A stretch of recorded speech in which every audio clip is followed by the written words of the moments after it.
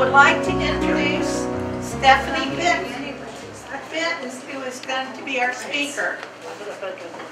Beloved Haven, she's a staff member of Beloved Haven, which operates out of Elizabeth City and Moyock. Beloved Haven was founded in 2015 with the mission to provide hope and support services. Their support includes drop-in services to provide care and support in crisis situations. They also have a jail program, GRACE, guided restoration and collaborative empowerment to restore and empower. They also have court advocacy to provide emotional support for women. They equip communities to know the signs and understand how to help those affected by exploitation like human trafficking. And they assist them in finding healing, restoration, and hope. The staff is passionate about this work and consistently seek opportunities to share love and hope with others. Stephanie is the program facilitator and resource coordinator for Beloved Havens, part of this very small staff that do big work. Stephanie joined Beloved Haven, the team, in January of 2020 as her resource coordinator. She has spent the past 12 years working in juvenile court divisions programs in Virginia Beach and Chesapeake, Virginia. In these programs, her focus was on education and outreach, and her interest in Beloved Haven began after attending one of its awareness seminars and seeing connections between the young people she was reaching and those served by Beloved Haven. Stephanie is a '96 alumni of the Citadel Graduate College. She lives in South Mills, North Carolina, with her husband, daughter, and 3 dogs. In her free time, she loves to read, travel, and watch documentaries. So please welcome Stephanie Benton to our program.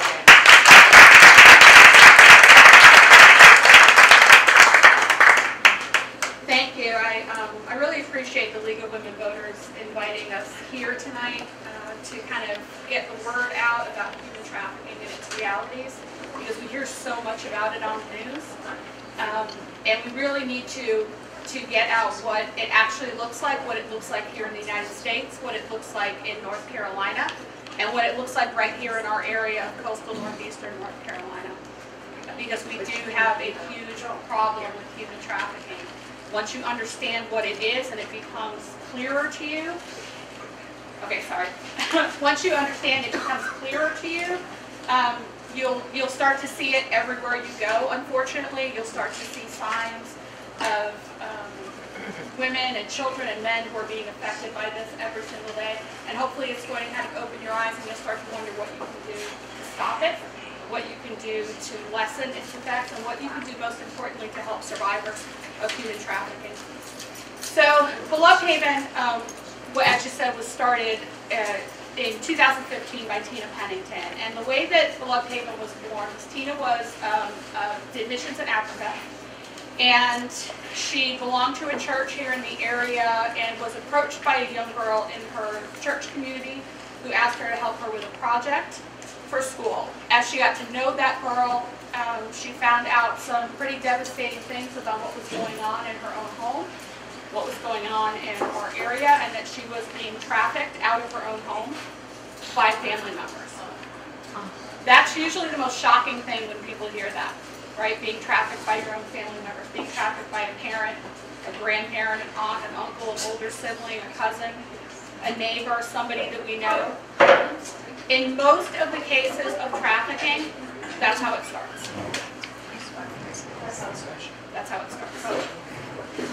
So, what is human trafficking? Human trafficking is slavery, it's exploitation, and it is occurring all day, every day, in every single corner of the world.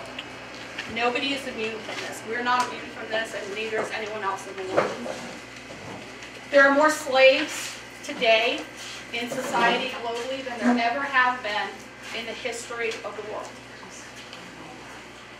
And when we think about slavery, we have sort of a picture of what that looks like, and it's hard for us to understand that in 2024, one, that it's still going on, and two, that it's going on at a greater and faster rate than it ever has. So let's talk about what human trafficking is. Human trafficking takes a lot of different forms all over the world. You have sex trafficking, you have labor trafficking. There's usually an intersect between the two. Sex and labor trafficking usually kind of go hand in hand. There is bondage, there is indentured servitude, there is child soldiers, and there's organ trafficking. Now globally, you're going to find that everywhere. You are also going to find that really in the United States. We find that kind of hard to believe because you would take, for example, child soldiers and say, well, we don't have an issue with child soldiers, right? We don't have people coming into our house and kidnapping 10-year-old boys and forcing them to go out and fight a war. But we have gangs here, right? We know we have a lot of street gangs. And we know that a lot of street gangs target young children to become part of that gang. When I was working in Virginia Beach in the diversion program with youth, I had the youngest child that I dealt with was 8, and he was working for a gang. It was very easy to kind of toss him through a window into a house that they wanted to break into. And if he got caught, what was going to happen to him? He wasn't going to get life in prison. He's 8 years old, right? Now, why would an 8-year-old become part of a gang? Acceptance, friends, right? Why does anyone do that? Why does anyone join a gang, join the mafia, right? We look at that and we say, well, that's crazy. I would never do that. If you're looking for family that you don't have, it's very, very easy. So when we look at trafficking here in the United States, it's very hard for us to wrap our heads around the idea that we are not talking about, for the most part, we are not talking about kidnappings. We're not talking about finding women chained to radiators. We're not talking people with duct tape on their mouth, handcuffed, right? Why is that? And it's not to say that those things don't happen, because they do happen. It's not what we're talking about here. I'll give you an example of a typical client that we will have at Beloved Haven. We might meet her through our jail program. We go into, so far 2, going to be 3. We're going to get into Dare County very soon here. And we go in and we talk to the women. We give them a human trafficking assessment. So they will get a piece of paper and they will be asked questions. Things such as, have you ever had to do a job where you were promised you would be doing one thing and you ended up doing something else? Very common, right? Now, down here in Dare County, unfortunately, the most common thing that we see is, I was told I would be cleaning houses at the beach. Very common, right? How many house cleaning services are down here? 1,000? 1,200? I don't know. So here's a job. You're going to go in, you're going to clean houses, you're going to get X number of dollars a day. Perfect. Go in the houses, they clean, they do everything they need to do in the house. Then it starts to develop into something else. Would you like to make some more money? Because this isn't enough money for a living wage, especially in the Outer Banks, right? Well, there's going to be a party tonight at one of these houses, and all you have to do is dance. And you'll get $400. Okay. Develops into something else, and something else, and something else. And before you know it, she's been trafficked. That's what it looks like. Trafficking looks like prostitution. And this is a conversation that nobody ever wants to have.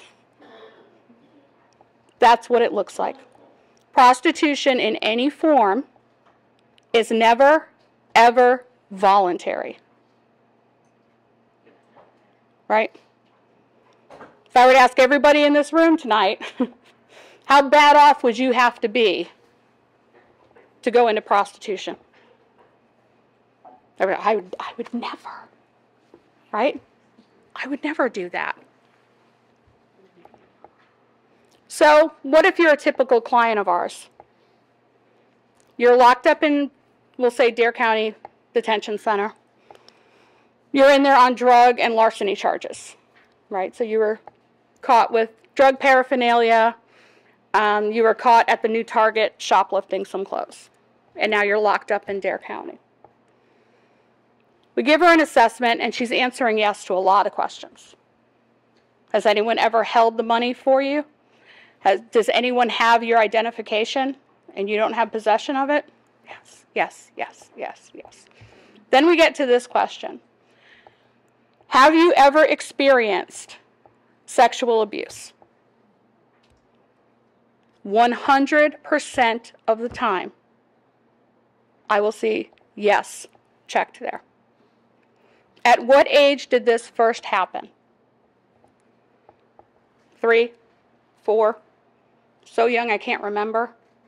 8 to 10, 10 to 12, right? So you take someone who has already experienced one of the most horrific traumas of her life, and you fast forward. Now she's turning 13, now she's turning 14, now she's turning 15, right? And who's coming into her life over and over and over again? The victimizers, right? The people that can smell vulnerabilities in her like a shark smelling blood in the water. There's a very famous book called Pimpology, and it was written by a stellar member of society called Pimpin' Ken. And in the book, Pimpin' Ken says, it's basically a how-to book for pimps, by the way. And if you talk to anyone from Homeland Security, they will tell you in every house where they have ever busted up a trafficking ring, that book has been somewhere in that house. It's like pimping for dummies is basically what it is. And in the book he says, if you promise a woman heaven, you can drag her through hell. That's it. So are we concerned about people getting kidnapped out of the Target parking lot? Sure. I mean, nobody would want that to happen ever. But I have a daughter who is 11, and she is adopted from China, so she has trauma issues. I am less concerned about her walking through Target than I am concerned about her being on the internet, her being in her classroom, her hanging out with her friends at a slumber party, and somebody saying to her, you're pretty, you're smart, you're funny, and you're special.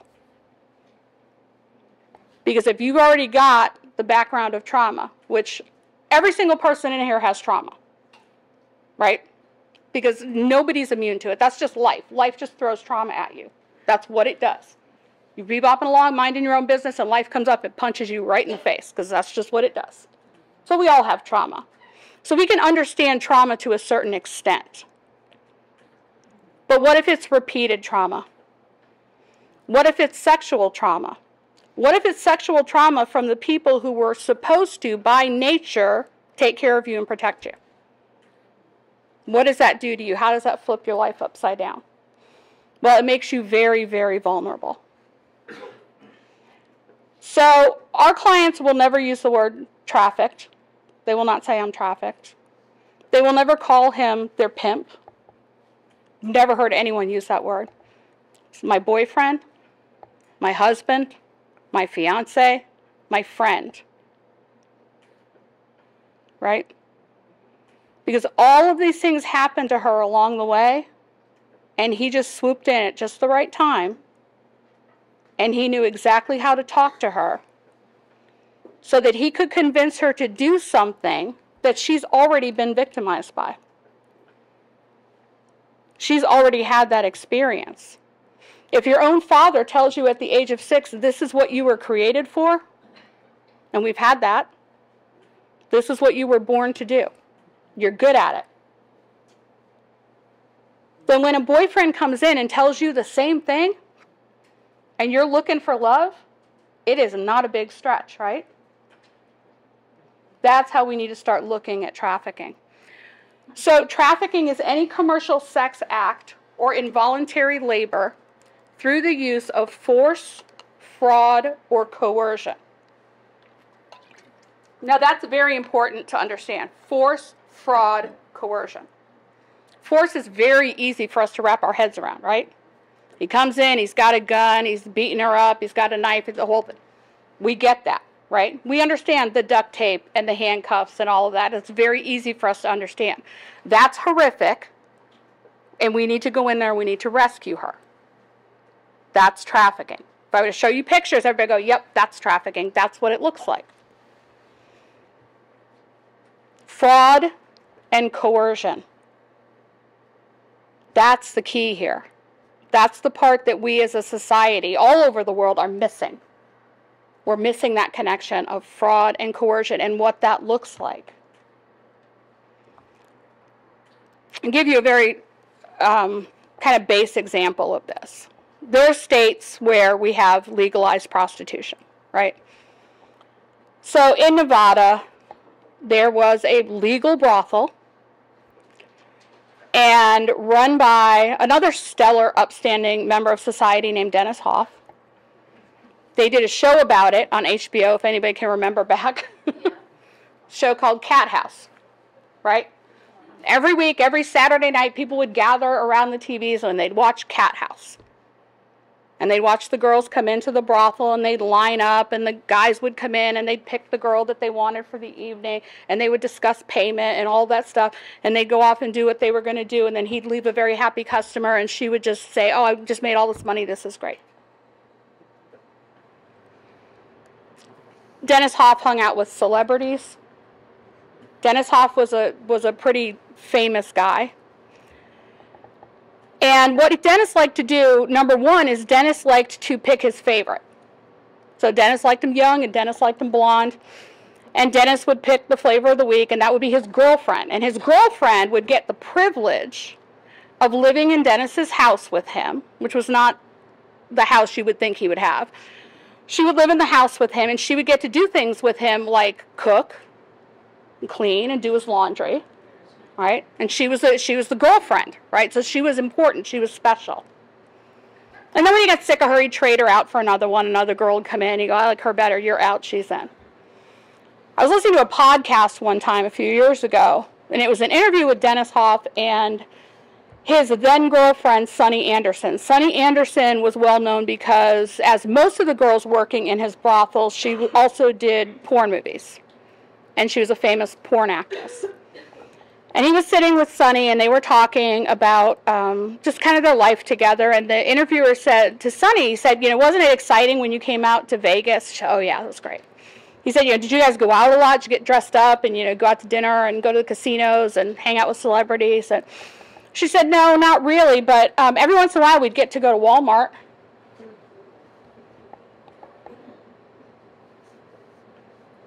Start listening to more and more of the podcasts. Dennis had a thing that he liked to call career day. And Dennis would send his minions to high schools across the country. So he'd find some poverty-stricken area, and he'd say, we're going to go to that high school on career day. And they'd stand outside the high school, and they'd wait for the girls to come out. And they would approach these girls, and they would say, you're beautiful. Do you know how much money you could make in Vegas? He said, the day you turn 18, I'll give him credit for that at least. He would say, the day you turn 18, we're going to pay to fly you out. You're going to come work for us. You're going to be making $15,000 a week. It's going to be glamorous. And these girls are saying, man, I can't make that around here. That's incredible, right? $15,000 a week. People around here don't make that in a year. That's amazing. And you're going to live this glamorous, Vegas, glittery lifestyle, right? And you're already sleeping with your boyfriend, so that's, it's really not a big deal, right? But you're going to come out here and you're going to live this glamorous lifestyle. Girl would turn 18, she'd call him up, she'd say, yep, I want to do it. I can't find a job around here. I'm, working at Dairy Queen for $6 an hour or whatever it is. He flies her out there.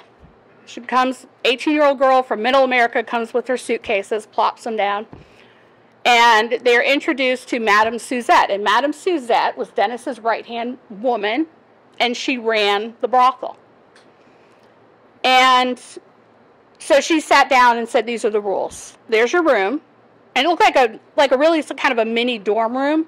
They were sort of in like a trailer. It was just a series of trailers like out in the desert. And there's your room, and the rent for your room is X number of dollars a week. Okay, so check that off. You're going to need clothes. So you got to go out and you got to buy clothes. This is what we want you to wear. You got to get a bikini, you got to get lingerie, you got to get this, that, and the other thing. Check it off.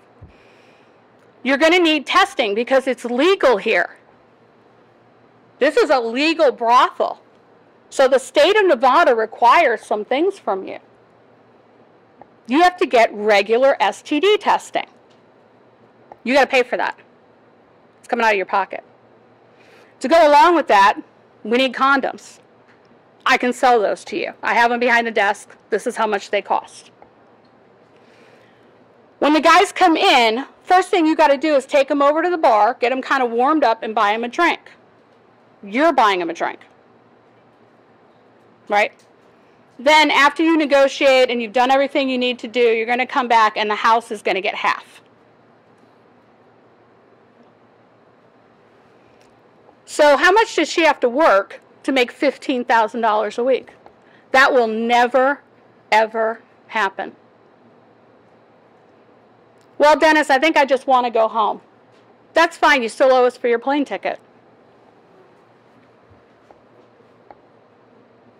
So when you can come up with the $850 for the plane ticket, let me know. So why are all the girls on Cat House also porn stars? Because they owe Dennis a lot of money. So Dennis operated a legal brothel in the state of Nevada in the United States of America. Was he trafficking women? Absolutely. Right? Force, fraud, or coercion. Did he defraud those girls when he went to career day? Absolutely. That's what it looks like. That's what it looks like. It looks like online ads. It looks like one of a billion websites that you can go to in every area of the entire country. So you'll go on there and you'll type in Outer Banks. Here come the ads. There might be 75 of them in a day. Right? Call 252 blah, blah, blah, blah, blah, blah, blah. Right? Here's the rates. Now think to yourself, as a woman, especially, or for the men in the room, as your wives, your daughters, your sisters, what is driving you to post that ad, to put your phone number out there, and to roll the dice on who's going to show up at the door? Right? When you walk in the hotel room and he greets you at the door, he closes the door, and then the bathroom door opens and there's 7 guys in there. We've also had that happen. So at what point is she enjoying this lifestyle? At what point is she doing this to feed her addiction? That's one of my favorites. She's feeding her addiction. What came first? The prostitution or the addiction? Because if I had to do what they did all day, trust me, for someone who has never even smoked weed in her life, I would be a heroin addict within 24 hours. Right? Just consider the physical pain that you have to cover up every day. Or another one I love is, it's easy money. She does it because it's easy money. If it's easy money, then why don't we encourage our daughters to do it? Why isn't this at career day in school? Why isn't this an option? Well, honey, you could be a doctor, a lawyer, an engineer, you could own your own business, or you could be a hooker. Because it's easy money. It's not easy money. There's nothing easy about that. It's dangerous and it's terrifying. So if we've got a client who grew up, say, in the foster care system in our area, and sat in a courtroom and had her mother stand up in a courtroom, her mother who died of a heroin overdose, stand up in a courtroom and say to the judge, do something with her, I don't want her. Just take her, I don't want her. Give her to somebody else. And gets shipped around from foster home to foster home to foster home, where she's abused sexually and otherwise in a lot of these homes. And then she's sitting outside a nightclub, not old enough to get into the nightclub, but her friend was celebrating her 21st birthday and wanted to go into the nightclub. And a guy pulls up in a very shiny car. And he says, what are you doing out here? She's, I'm just waiting for my friend. He's like, oh, well, I'll sit and wait with you, right? Where are you from? What do you do? Right? And now she's got somebody who's saying, you're amazing. Right? You're special. I really like you. Can I take you out to dinner? Trust me, there's not a trafficker in the world who is walking up to a woman and saying, hi, I'm a pimp, and I'd like you to come home with me, and then, we'll just, this is just how it's going to go. Right? In domestic violence situations, does anyone go out on the first date and he just says, well, welcome to dinner, and punches her right in the face, and she says, now I love him? Never happens, right? There's the grooming process, right? You're amazing, and it's you and me against the world. And once I get my career going, we're going to ride off into the sunset, and we're going to have this beautiful life together, right? You're going to make $15,000 a week. You're going to live this glamorous lifestyle. You're going to do my laundry in my trailer, and every once in a while I'll let you go to Walmart. Which one would you go for, right? That's how it happens. That's the concern. When people say, how do I keep my kids from being trafficked?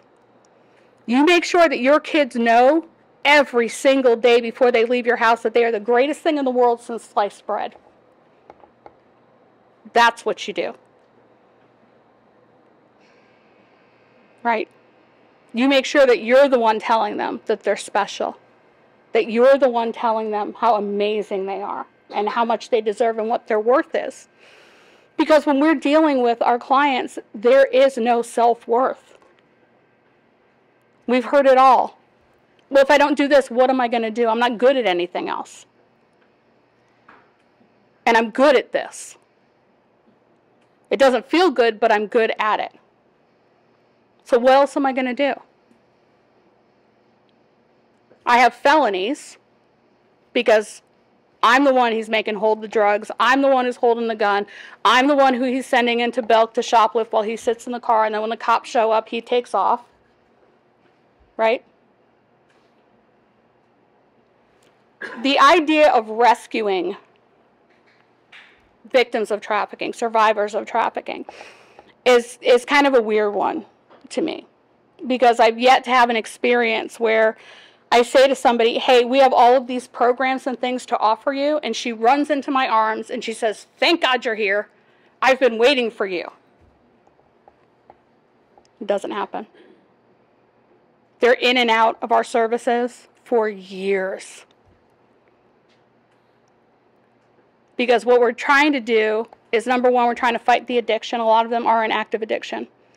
And that's, if anyone in here has family members or friends that have ever had to deal with any kind of addiction, that's one of the hardest things to deal with, hands down, right? Trying to fight an addiction in somebody.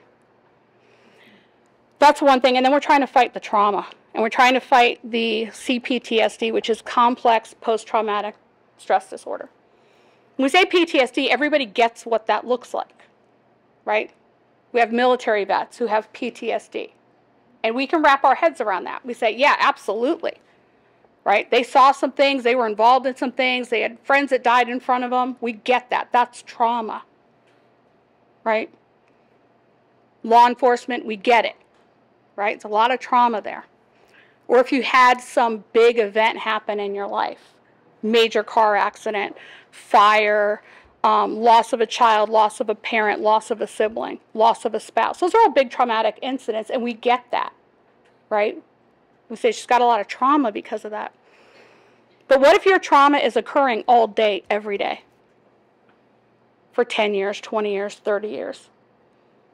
Our youngest client had just turned 18. Our oldest client was 72. So it runs the gamut. So how are you going to undo 50 years of trauma? It's a lot, right? That's a lot. So what do we do at Beloved Haven? We try to come in and be the support system that they don't have, because they don't have a support system. When you watch your Lifetime movies, you know, and I'll have the kid who's been kidnapped and taken and trafficked and the whole thing, and at the end of the movie, the kid comes running into the house, hugs the mom, and scene, right? And all we need is, you know, a bowl of mom's chicken noodle soup and a hug and get into our own bed, and it's all gone, right? Even the movie Sound of Freedom, if you saw Sound of Freedom.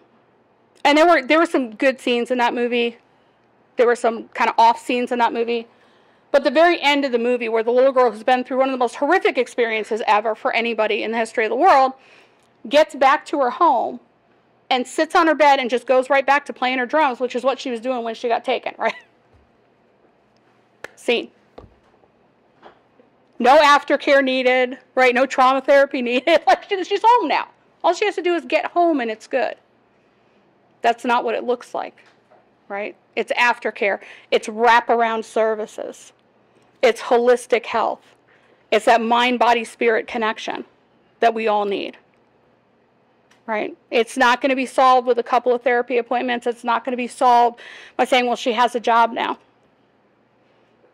I have a client who's been out of the life now for 4 years, has her own place, has a full-time job, in the process of getting her kids back. Flipping through the ads like I do every day, there she is. Now I got to get back with her and go, what's going on? Right? Now we need to have another conversation from the beginning. Right? Because life's hard. That's why. Our normal is not their normal. When you've been living in this world since you were 10 years old, 12 years old, 14 years old, coming to a place like this and sitting down and having a nice dinner and conversation is not normal. So it's hard for us to understand, well, if we get them out of the life and we give them a job and we get them a place to live, they should be good, right? They should be able to do that. They should be able to get up and do that. But if I said to you, if tomorrow you don't get to go home, you're going to go live in a crack house, right? You're not going to know where you're sleeping at night, and you're not going to know where your food's coming from. Would you say, sure, no problem, I can do that? They can't do what we're doing either. I had a client one time who was in a shelter at Christmas time. Young girl, she was only 19. She'd been homeless since she was 14 because her father was locked up. Her mother had been murdered by her father when she was 6. And she'd been on the street since she was 14. And brought her to a shelter. And I remember calling Tina, our executive director, on the way home from the shelter, and I said, I can't leave her there. It's Christmas in 2 days. She's there by herself. There's nobody else in the shelter. It's just her. So I went back to the shelter, and I said to her, look, you can say no if you want, but I'm having Christmas Eve at my house if you want to come.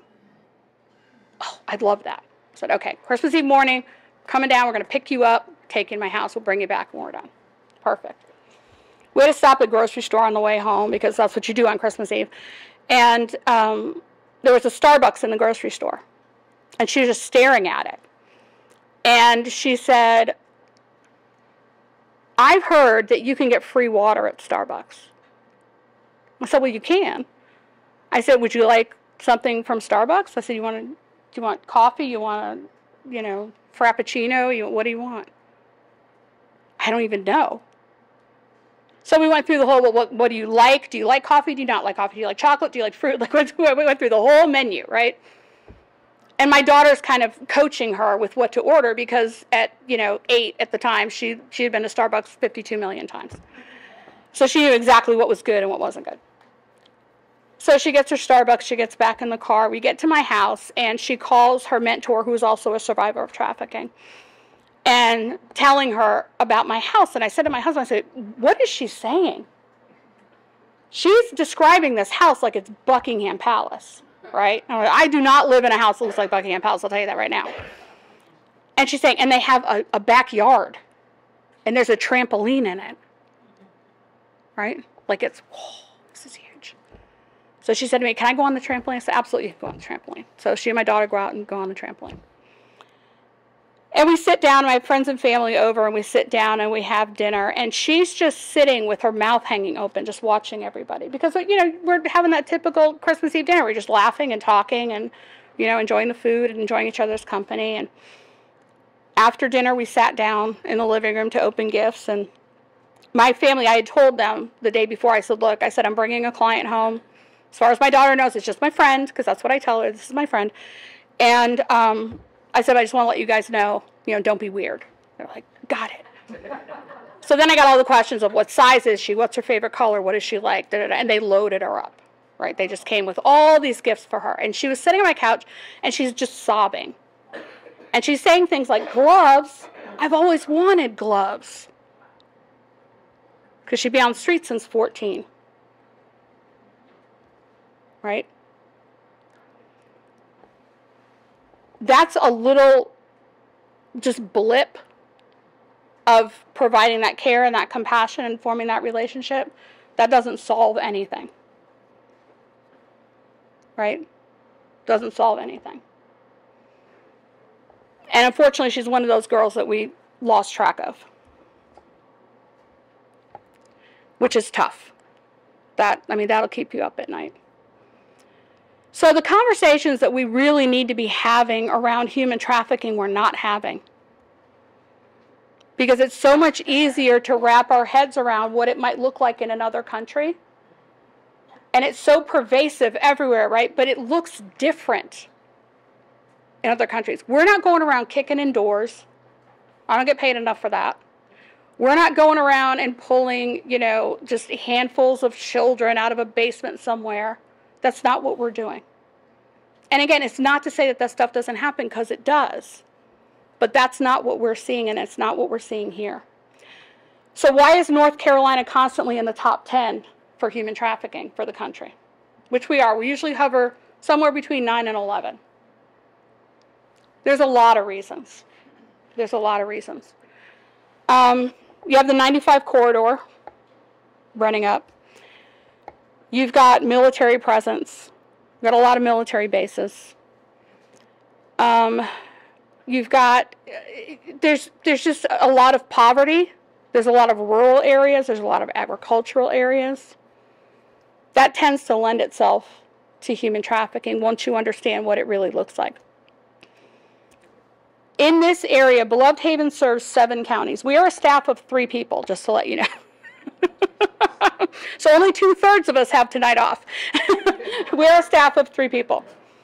We serve 7 counties in northeastern North Carolina. So we serve Camden, Currituck, Dare, Gates, Hyde, Pasquotank, and Perquimans. We will also service Bertie, Terrell, Washington, whoever needs us. Our office is also 10 minutes from the Virginia border. So we also partner with CHKD. We serve into Hampton Roads. What makes this area so prone to human trafficking, the area that we are sitting in right now? A lot of the same reasons. In Hampton Roads, we have the largest naval installation in the world. Norfolk Naval Station, largest one in the entire world. That's a lot of people, right? We have in Elizabeth City, we have the Coast Guard base. We have a very transient population around here. This is a tourist mecca. And the more TV shows they pump out with Outer Banks in the title, the more you're going to see it, right, with everybody coming here. we live in an area where at the beginning of every summer, we have 1,700 kids come in with J1 visas. 1,700 every summer. And the reaction to that is, that's fantastic. They're coming over here to work, right? They're going to get job experience. They're going to get to live at the beach. That's what they're being told by is you're going to get to live at the beach. This is amazing, right? Is anyone checking on that? Has anyone decided that maybe we need to keep better tabs on people and make sure that the 1,700 that came had an enjoyable time? And I'm not saying that most of them didn't. And had a good time and were taken care of the way they were supposed to be taken care of, and that they've all left the area at the end of the summer? Do we have like a committee for that, maybe, that we should look into? Because that's a big problem. Where are they living while they're here? I can't afford to live down here. Where are they living when they come down here? Some of them are.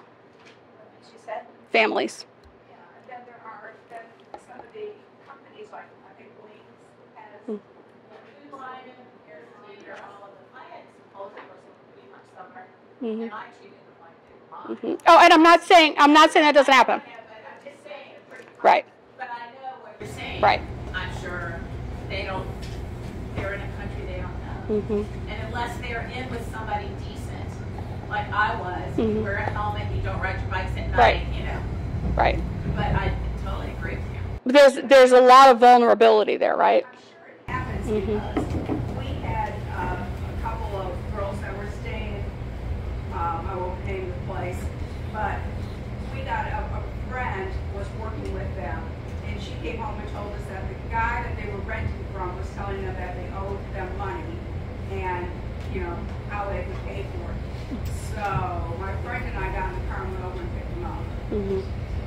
And I had a meeting in the house because there were already so many kids in the house, and I said, do we have any objections to me adding 2 more girls? So that I didn't think of it as trafficking. I Right. just thought the guy was being an ass. Right. Right. Yeah.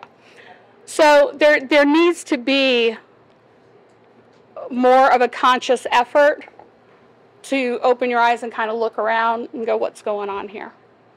Right? Which is coming with training. Training of realty companies around here. Because look, it's not unusual to drive past a house here and there's 7 cars in the driveway and they all have license plates from different states, right? That's a family vacation. That's what it looks like. But are the cars coming in at 2 o'clock in the morning and leaving at 5 o'clock in the morning? Right? Airbnb's got a lot of trouble right now. A lot of trouble. Because there's a lot of stuff going on in Airbnbs that shouldn't be going on anywhere. So is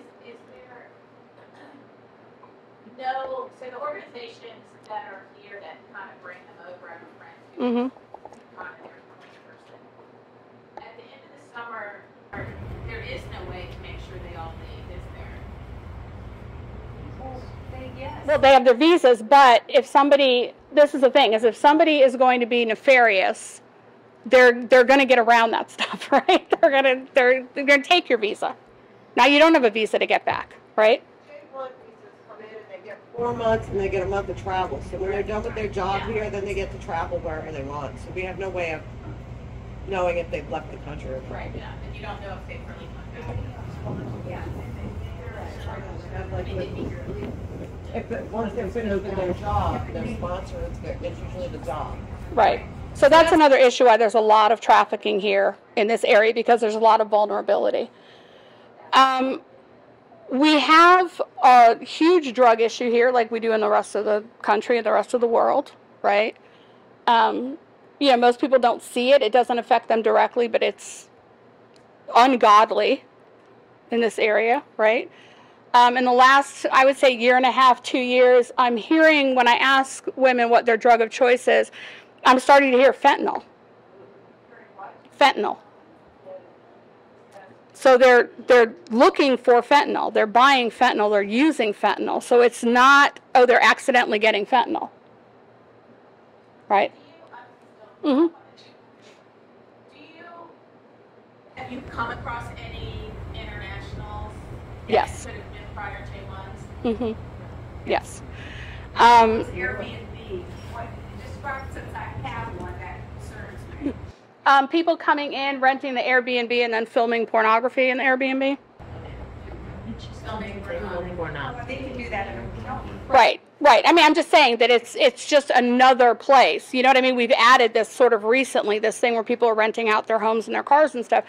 And so it just adds another layer to it of things that we have to look at, right? If someone comes in and says, I'm going to take my daughter, who's 16 years old, down to the Outer Banks, and we're going to go fishing, and her uncles are coming with us, right? So it's me and my brothers and our cousin and the 15-year-old girl. Could it be legitimate? Sure. Is it probably legitimate? No. Because this is the thing. You have to think to yourself, does this look like something that reasonably would happen? Right? Are there a lot of dads out there who say, you know what I really want to do for vacation? I want to go fishing, but I want to bring the 15-year-old girl with me. Because she just adds a whole layer of fun to the week, right? Like she's just going to be, you know, wanting to go fishing all day and do all this stuff. Probably not. So we need to start asking questions. We need to start patrolling more. We need to start looking at what's going on in these houses. Because there's a lot of stuff going on. And people are it's very hard to convince people that it's going on. That's the problem that we have, especially in this area, is people are like, yeah, well, that's awful, but that doesn't go on here. It goes on all day, every day. Yes? So besides jail, where are you connecting with your clients? So normally what will happen, we had a drop-in center in Elizabeth City where they could come in off the street and they could come in and get clothing and food and hygiene products and whatever it is that they needed, and we could start to have a conversation. We had to close that this year because of safety issues for us and for the women. We were involved in a case that didn't go well, and so we had some threats thrown around and things, so we had to kind of close our drop-in center. So now we really focus on going out to our jail programs. We also monitor sites where advertising is going on. We have a 24-hour direct crisis line. We will call the numbers or text the numbers that are on those sites. We will send her a picture of our Do You Need Help card that has our direct line on it. We have a lot of women that will contact us. They will hear about it from somebody else. We will have a lot of women who will say, well, I don't need help. I'm good. I can handle it. But she really needs some help. Right? I have a friend that really needs some help. So could you help her out? They will bring people to us once we get the word out. When the jails are cooperative, when the administrators are cooperative with us, they will even do some screening. Their nurses will do some screening for us as people get put in. I recognize a lot of the names. What I do is I go on sort of these internet deep dives and I'll look and see who they're connected to. And if I start seeing the same names popping up over and over again, I kind of know who they're connected to and I kind of know what circle they run in, and I will approach it that way. I've been able to talk to girls in the jail, and we do one-on-ones, and I will just say to them, I've been watching you online for a while, and I'm really worried about you. I'm concerned about you. And their reaction is usually, wow, I didn't know anyone was concerned about me. So yeah, I'm concerned about you. Let's have a conversation. Yes, ma'am. So how would you go about it in intervening, like say you see suspicious activity? Because police can't just go busting in. No, they can't. Could you repeat the question? We couldn't hear it. What you would do to intervene if you saw some suspicious activity. I don't know if you're aware of this, but Dare County Sheriff's Office just started a task force, human trafficking task force. They got a grant for that. So that would be really your first point of contact, would be the Sheriff's Department here, and let them know. And no, it's not to say that they're going to go in and they're going to kick in a door and they're going to start pulling people out, but they can start an investigation. And they will let us know, because we are part of that task force and we're working with them on that, and they'll let us know, and then we can kind of get in the back door and intervene. What we'd like to do this spring is we'd like to go around and train as many businesses down here as possible. So training the realty companies, training the health department, the health inspectors that go into the restaurants, right, that go into the kitchen. Are there beds set up back there, right? We know, because labor trafficking is also a huge issue. But because we serve women, we're seeing more sex trafficking. Where do you see them online? Yeah, that's what I was going to ask. I mean, do you want the websites? Do you want to go? I don't suggest you look at them, but It's not like a dark web. It's just no. web. No, the dark web is, the dark web's kind of another myth that you can only find these things if you know some secret password and, you know, all of this really nefarious stuff goes on there. And that's another problem. That's another conversation we are not having in this country, is we are not having the right conversations with our kids about the internet. We're just not. And people say, well, I have a tracker on my kid's phone, or I monitor their internet usage.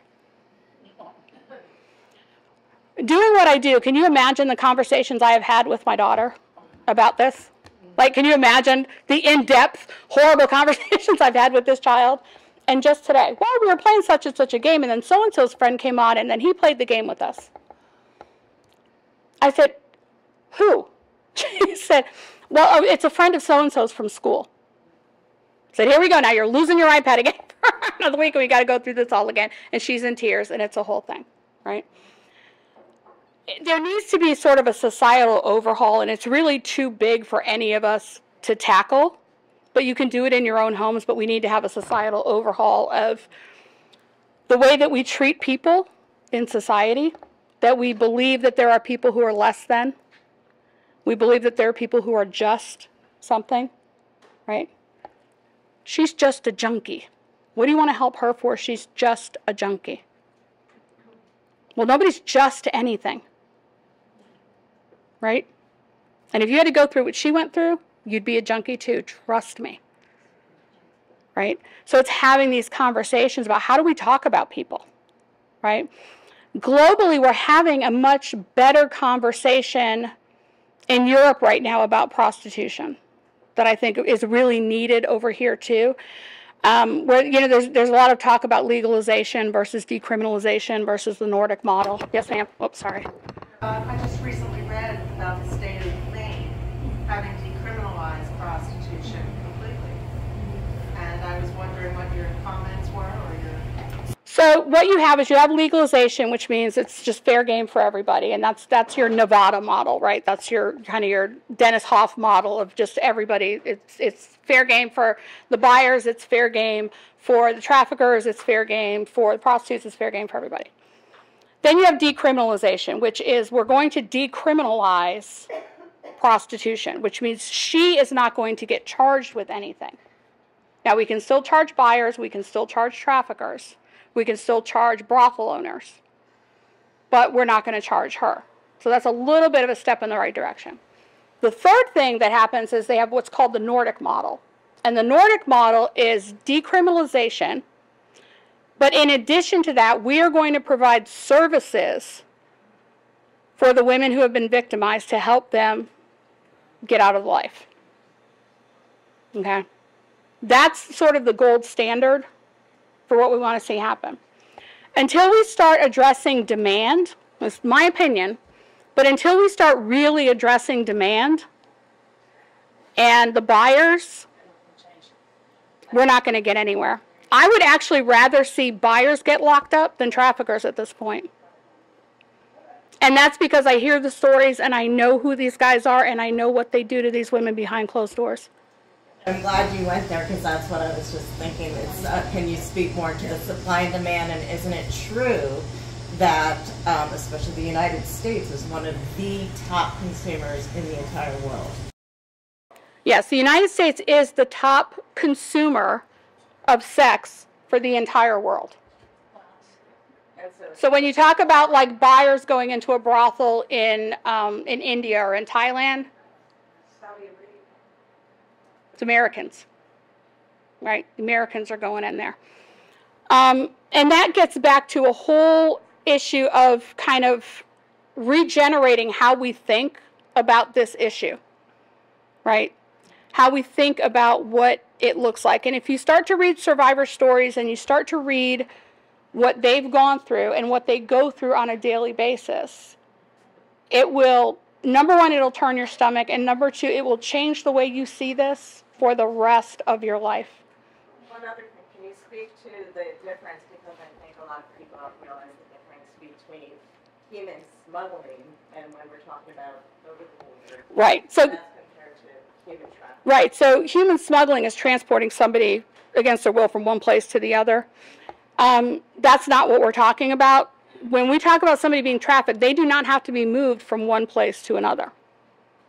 Okay? Now, if they are moved across state lines for any reason, that automatically becomes a federal trafficking charge. All right? We work very closely with FBI, SBI, and local law enforcement. That automatically becomes a federal charge, which is why it's such a huge issue here that needs to be addressed, because clearly it is not unusual for a girl to be trafficked in Currituck County and in Hampton Roads. In their ads, they will advertise, because you go in and you look for whatever ad you want, and it kind of divides it up by area. So if I'm looking at Outer Banks and I'm looking at Virginia Beach, you're going to see the same girls being advertised in both places. Where are they advertised? Online. I know, where online? Well, there's probably, yeah, no, so like, okay, so for example, Backpage got taken down. There was like a whole big thing. The next day it was Backpage 2, it was Bedpage. They'll just change the name. So there's a million different, you can Google escorts in my area and you will get 20,000 hits on it. And that's just a nice way to talk about trafficking. It's escorting. Yeah, sorry. I'm curious what the Hispanic community looks like as far as trafficking here. I work at the community care clinic, and over 70%, I think something like 70% of our patients are Hispanic. Yes. So is that something we should be screening for? Absolutely. And they get training? yes, absolutely. I would love to talk to you more about that. Yes, there's a lot of labor trafficking.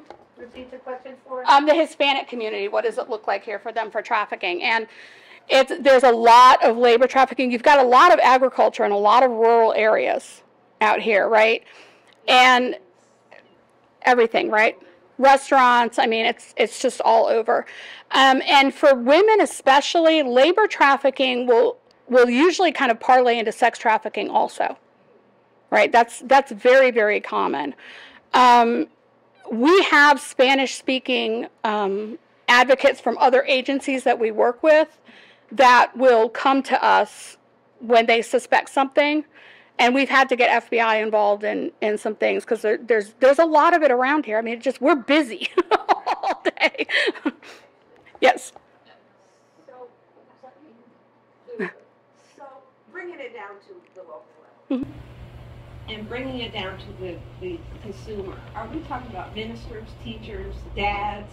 1,000%, yes. Doctors, we're talking about lawyers, Right. We're talking about grocery store clerks. Everybody. This is so ubiquitous at this point Right. that it's to that level. Right, and that's the problem with, when you start talking to local agencies and local governments about going after the buyers, doing like a reverse sting and going after the buyers, there's a lot of pushback on that. And the pushback is you start shaking the tree and you don't know who's going to fall out. Right? The only other comment I would have is Yes. I think that you're touching on some privacy issues. And I think you're touching on the free will of women that want to work in the sex industry. And they're choosing. They're making choices. That's the I think.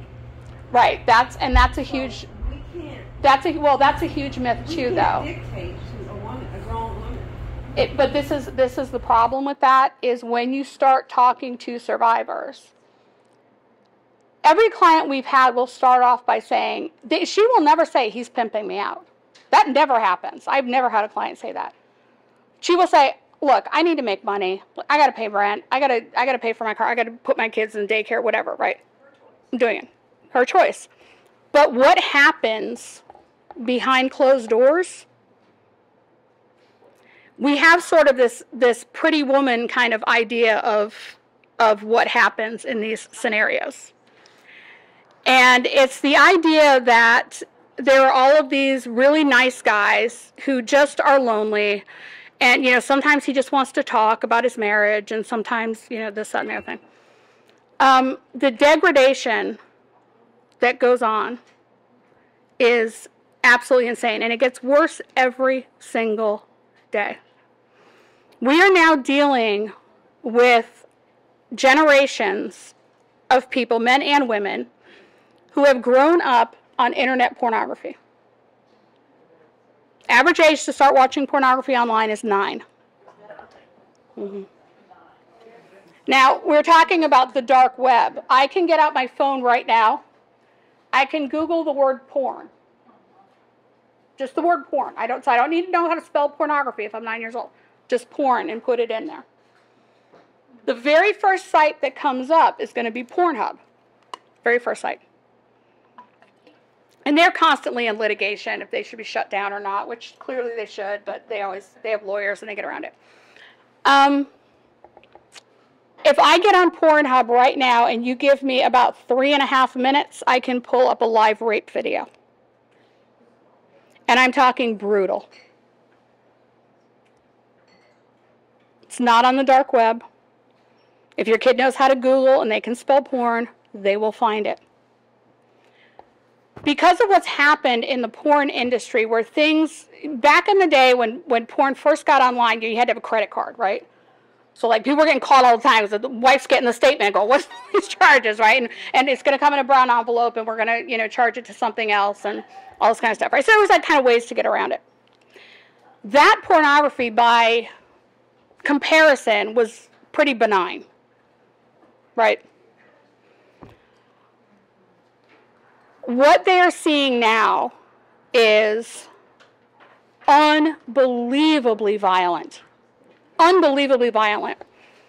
And it is because of the competition level now. The porn online is free now, right? You can get on right now, you can pull it up, and you can watch 22 hours a day of porn, whatever you want to watch, there it is. And you can pick your category. Right? Whatever you want to pick. They got a category for everything.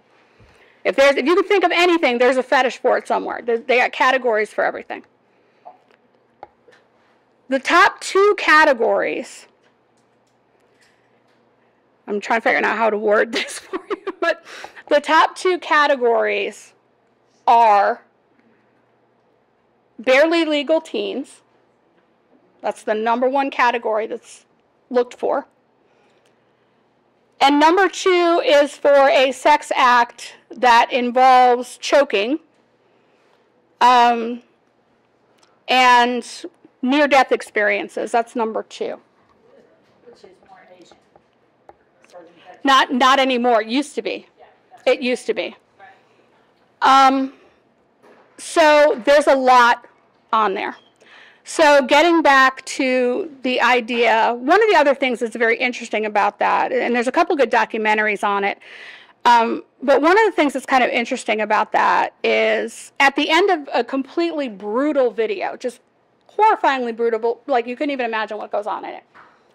And the girl's face is covered with blood and other things, and she looks at the camera and they say, "How was that?" And she smiles and she says, "That was great, can't wait to do it again." Because she was already told, you don't say that, you're not getting paid for today. So you're still going to go through all of this stuff that you just went through, but to top it off, you're also not going to get paid. Do we have victims leaving in Dare County and going to places like Hotline or the shelter or the police or their boss? They normally will not go to the police, right? Because that's scary. Because you're afraid you're going to get in trouble, you're afraid you're going to get arrested, or you're afraid you're going to get your trafficker in trouble. We do have them go to shelters looking for help. We do have them go to long-term programs.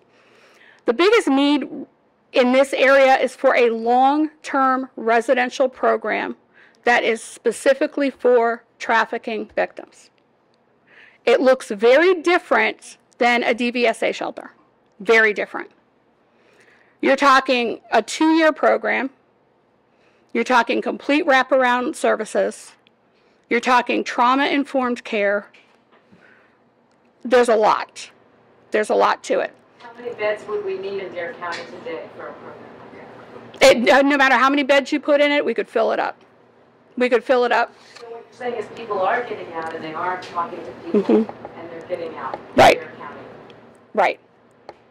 Yeah, and it's, and You speak though to, like you were just saying, the DVSA shelter. Typically, those women or individuals who are finding shelter there for emergency right. purposes are, you know, able to have, you know, their freedoms, if you will, like as far as going out.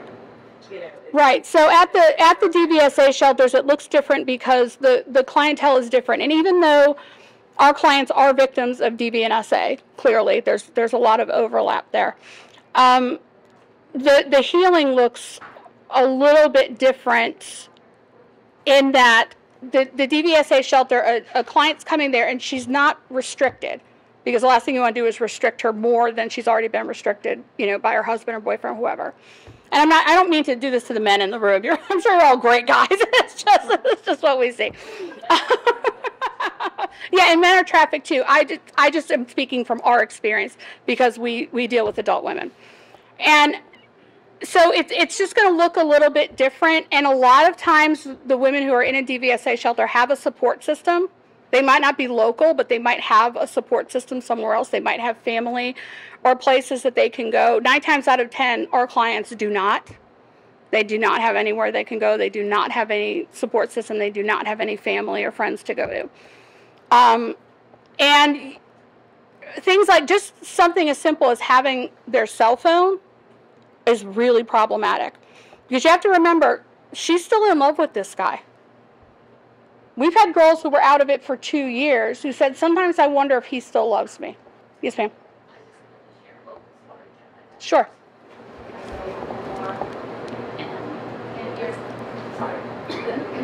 I was a local bar. I was loved when it happened. It was kind of late at night, and you know, it's that's ridiculous. Yeah, it's and you know, we can only do what we can do with what we have at the moment.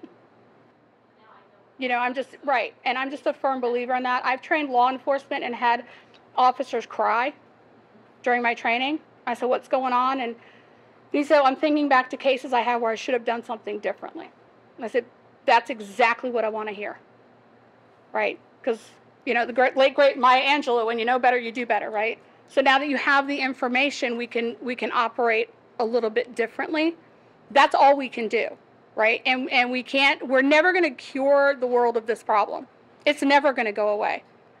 You know, when people say it's the world's oldest profession, you know, well, it's the world's oldest oppression is what it is, right? People have been used since the beginning of time, and unfortunately, it will continue to happen. Yes, ma'am? Do you have any success stories to share? We do. We have, they are few and far between, but man, we do. We have 2 clients who are in a program right now up in Virginia. Virginia's got a lot more resources than we do when it comes to this. They're on it. But we have a couple of clients up there right now. One's been in for 15 months in this long-term program, and the other one's been in for 2.5 years. I have a client who I consider a personal friend now, and she just graduated from TROSA, which is a 2-year-long rehab center in Durham, which is amazing. If we could get one of these down here, like, it would be phenomenal. It is a 2-year, completely free drug rehabilitation center that encompasses trauma therapy and job skills. They have different organizations that they operate, different businesses that they operate in the community. They operate a moving company and a thrift store, and they can all work there. After they graduate, they can choose to move on, or they can choose to stay there for even longer term help, and that's what she has chosen to do, and I was really proud of her. Because she's originally from this general area, and she wouldn't even come back here for Christmas. She said, I can't go back there. I can't do it. But she's amazing. So we do have successes. Like I said, they are few and far between. If we had our own residential program here, I mean, exponentially change what this looks like. But that's a lot of money, right? And it's a lot of staffing, and it's just a lot of stuff. We are 3 people who are writing grants every time we turn around, and sometimes you get them and sometimes you don't. You know, and we have had times in recent years, especially after COVID, where it was only Tina and I working there, and we both worked completely for free because it was either close the doors or get paid. Those were the 2 options. And I'm lucky enough, and Tina's lucky enough that we're not supporting our families by ourselves, so we could afford to do that. But, sometimes you just have to make those choices. Funding's a big deal, and then finding qualified staff, finding people that really want to learn more about this, want to study trauma, want to understand what it looks like, and really kind of just are boots on the ground. I will say, in honor of Tina Pennington, who's not here tonight, but she's probably one of the top 3 most phenomenal people I've ever met. She really is.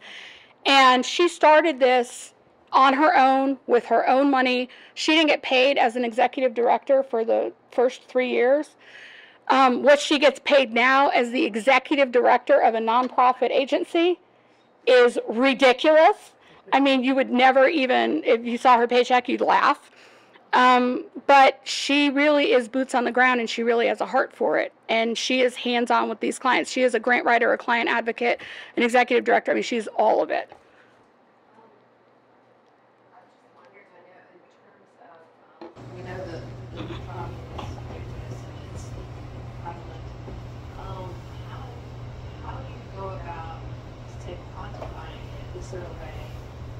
Because I imagine to get funding, to get resources, you have to show something objective, right? To demonstrate that it is a serious problem. So how would that look? Because it's so right. So we keep our numbers. I will say we do not.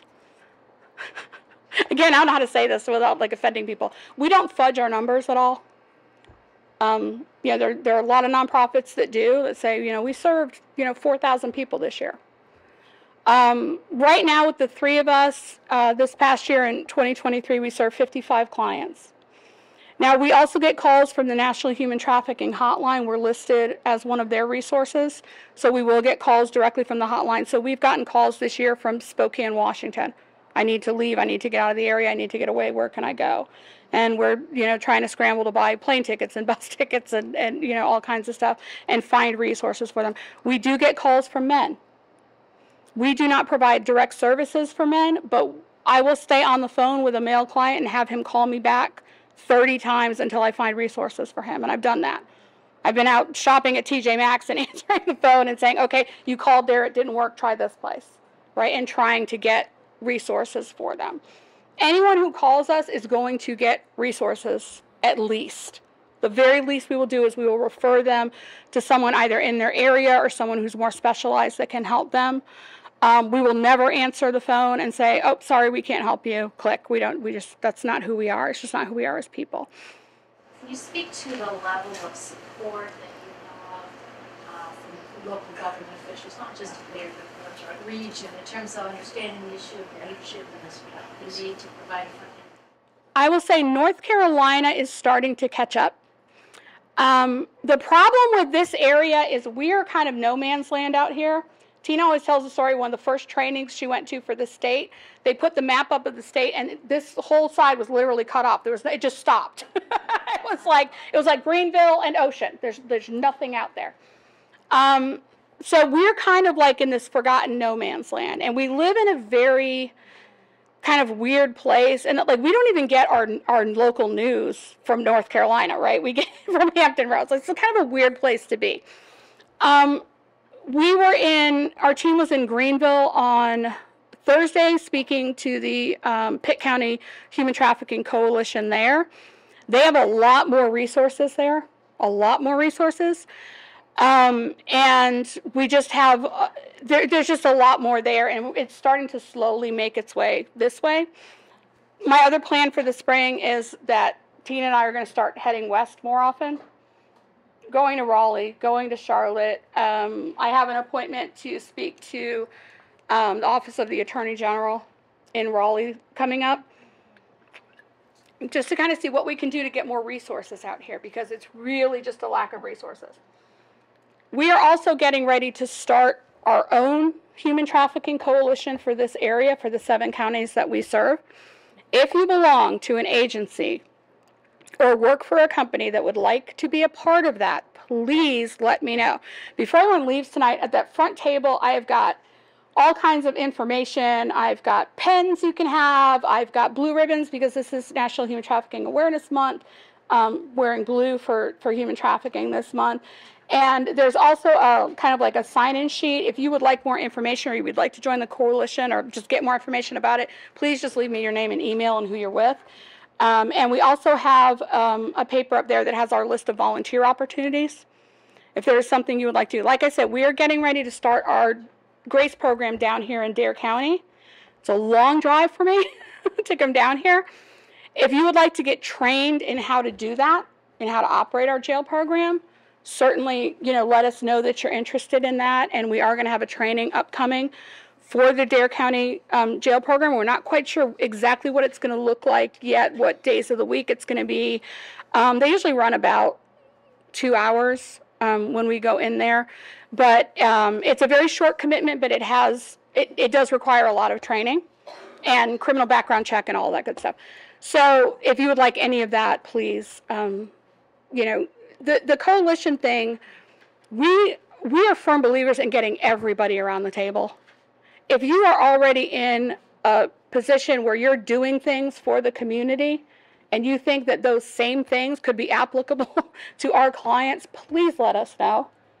We are not, gatekeeping anything here. We would like everybody to come around the table and everybody really share their services. We're not asking anyone to do extra work. For example, we partner with DSS in Pasquotank County. And for them, it's just basically if you have a client that you're already working with and you're suspecting that something might be going on, just let us know. Ask them if they'd be okay with talking to us.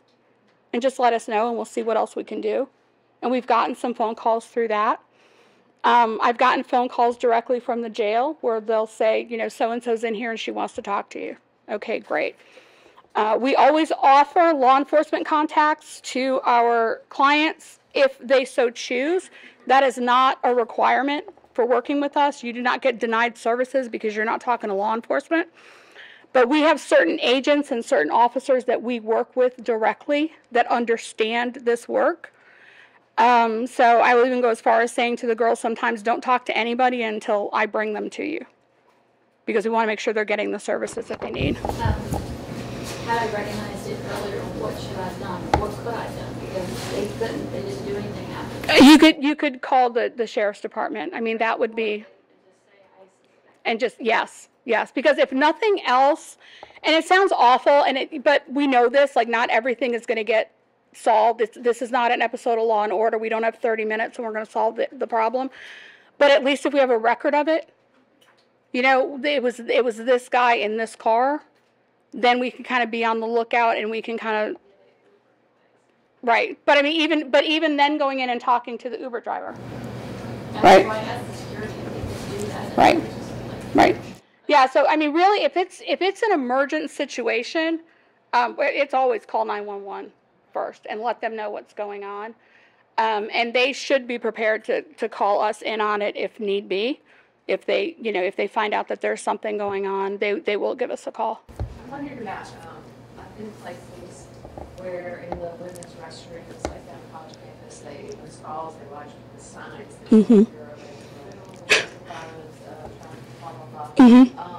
Is there anything maybe going on like that where, like, say, a lot of these people that come in to work here, they work in the grocery stores, they work in the restaurants, right, and whatever, if there's any kind of effort to do something like that? We do have a lot of flyers and things. We try to put things in the rooms. There's an agency in another part of the country actually that had bars of soap made, and on the wrapper for the bar of soap, it had their phone number on it, their contact information, which I thought was a great idea. We have tried to leave our cards in either in the drawers or in the bathroom of some of the motels. You have to go through the manager to get any of that done. 9 times out of 10, they're going to say no. Because what they don't want is they don't want tourists coming in, seeing that in the bathroom and going, oh, they have a trafficking problem down here in the Outer Banks, and that's going to mess with our tourist dollars. So it is, we try, we really, really do. And if anyone has any contacts with a restaurant or anything where you would want flyers and things to put in there that they'd be willing to do, please let us know. Because like I said, we're 3 people. We try to get around as much as we possibly can, but we're willing, certainly, to do that. I'm no longer affiliated with a crisis intervention center, but I was working with one and working with you guys. And during the last year and a half since my tenure, I have noticed, actually, I noticed right away, and I have seen several, but from Blue Campaign. Campaign, which is a national campaign, but the human trafficking, and you're in trouble at several bars and restaurants, and I've noticed it, so, yeah. And they might be more amenable now because I know, I'm a Rotarian, that we had a meeting with a lot of those different restaurants and also the bars for the Narcan, because we got monies, okay? Right. And you could then have more Narcan. And actually a very well populated restaurant and bar in this area. Fortunately for them, they had Narcan because one of the persons who was playing music overdosed, and he was brought back to life because of Narcan. Yeah, there's a huge there's a huge correlation, between the drug trade, the arms trade, and human trafficking. If they're going to make money off of it, they're going to make money off of it. And it doesn't matter if it's a gun or if it's a bag of drugs or if it's a person. If they can make money, they are going to make money.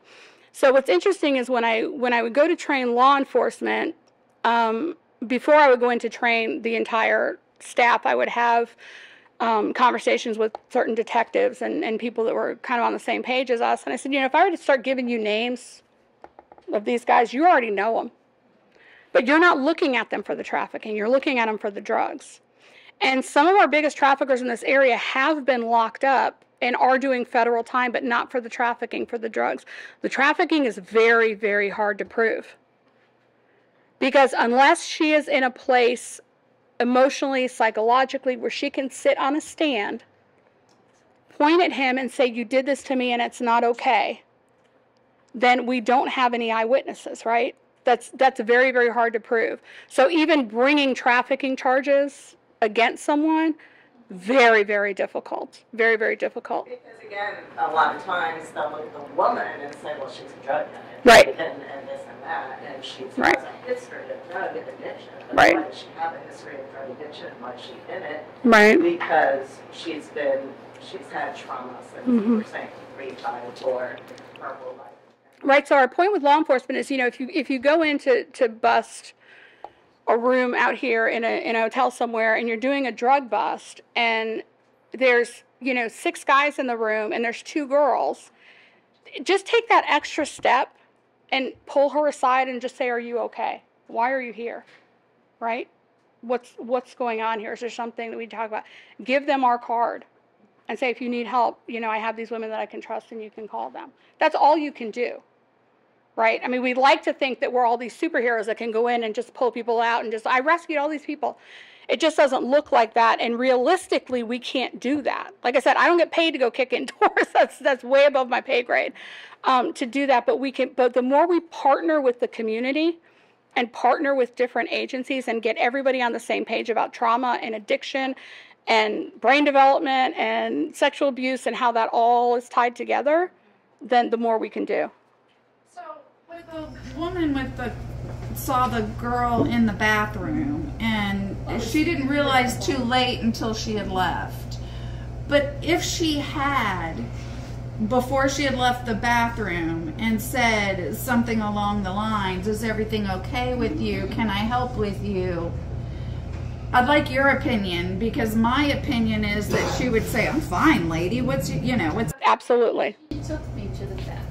She wanted me to go with her. Right. So she was trying to tell me. I just didn't recognize what she was trying to tell me until it was right. Right. And that's right. So right. But just a twist on that, just to say that even if you had, I'm not sure that she would have. Well, she seemed like, I got a sense that she was trying to tell me, but I just didn't.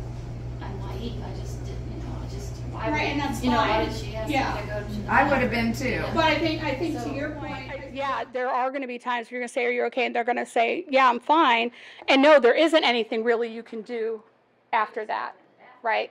There's nothing you can do, right? On the other hand, if you don't ask necessarily, like if you've had a feeling, Right. you don't ask. I mean, maybe they don't say yes, but maybe it's that one person Right. out of a million. Right. And like I said, we can only do what we can do with the information we have at the time.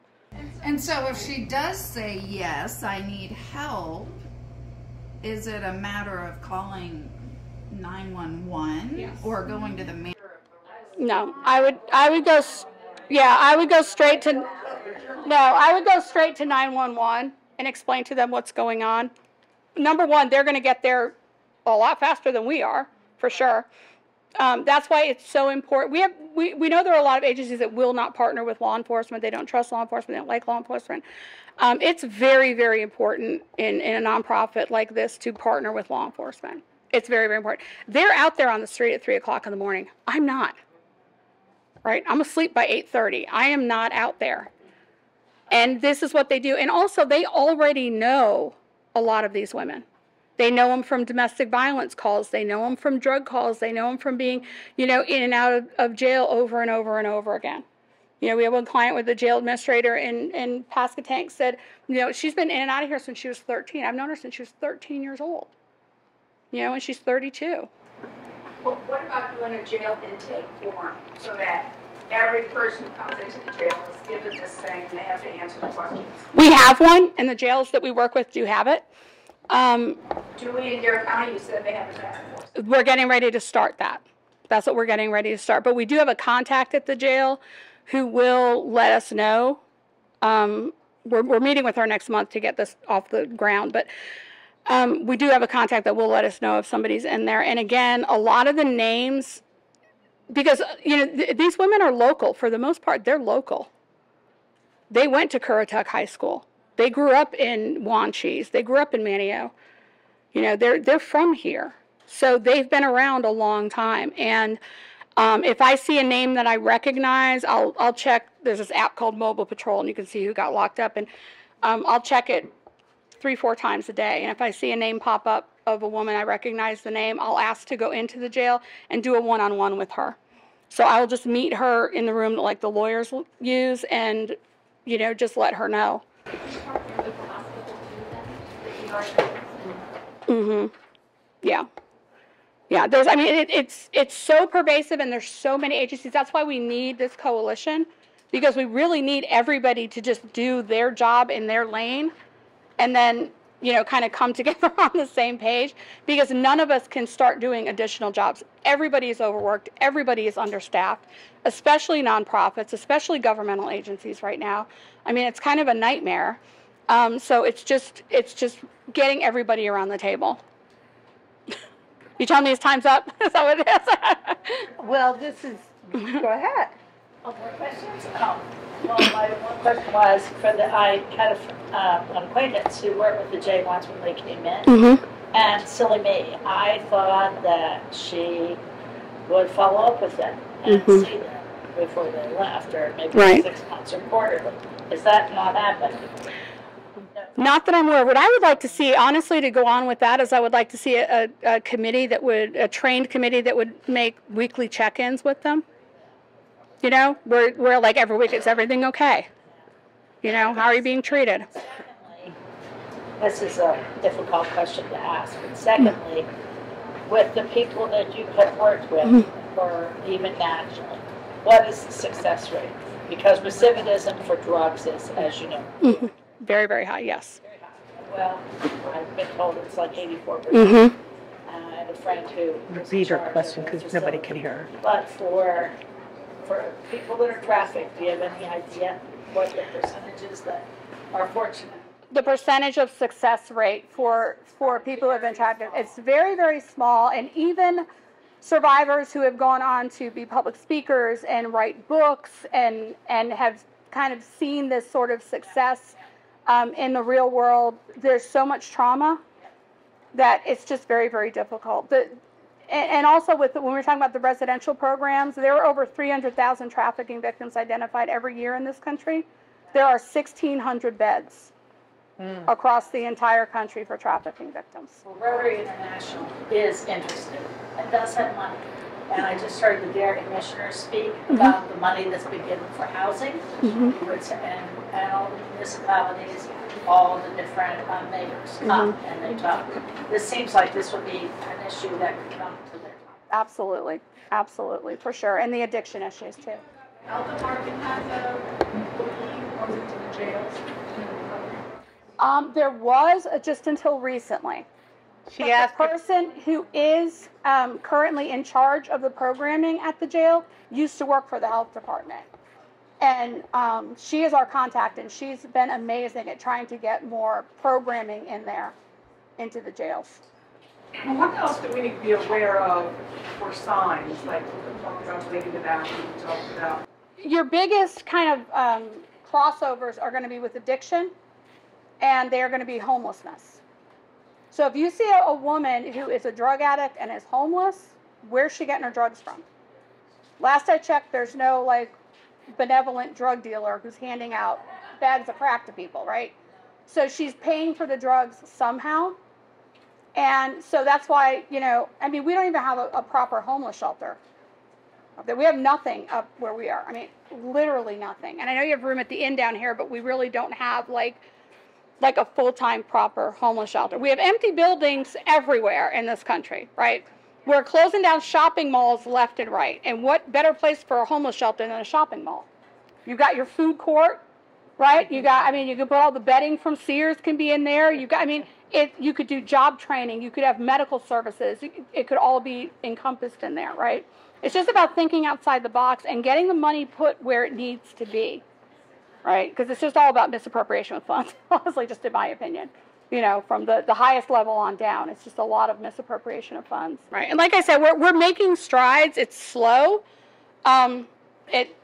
Especially here, I think it's just slow. Everybody's kind of on island time. So things are kind of slow to get moving, but we are making strides in the right direction. I think more people are understanding addiction and more people are understanding trauma and what it looks like and what it does to somebody. And it's just a question of humanity, right? It's just getting humanity back out there into the world because we've lost it. Globally, we have lost our sense of humanity, and it's just about kind of getting it back out there. Well, I know that, let's give Stephanie a round of applause. Thank you, Stephanie. I want to remind everyone the Dare County Sheriff's Department has created, they had hired somebody. And it's Donnie Varnell is the head of the task force now. That's a place where we can follow up and get some information, and it is a big problem, and I know that y'all have more questions, but unfortunately we've run out of time. So thank you, Stephanie. Thank you again. Appreciate it. Thank you so much. Again. On behalf of the League of Women Voters, I want to thank y'all. Check our website, and thank you again.